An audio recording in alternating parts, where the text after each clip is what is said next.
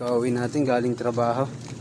Update ulit natin kung nangitlog ulit yung golden pullet natin.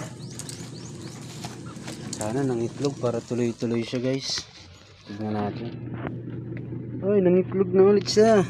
Mga kanokis, tignan nyo. 5 piraso na. Medyo malaki ulit yung binigay sa atin. Thank you. Ayan, guys. 5 piraso na siya. Nice.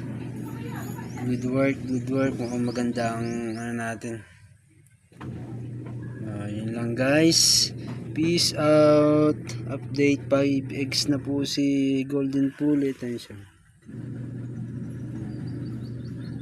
Nice job, golden pullets.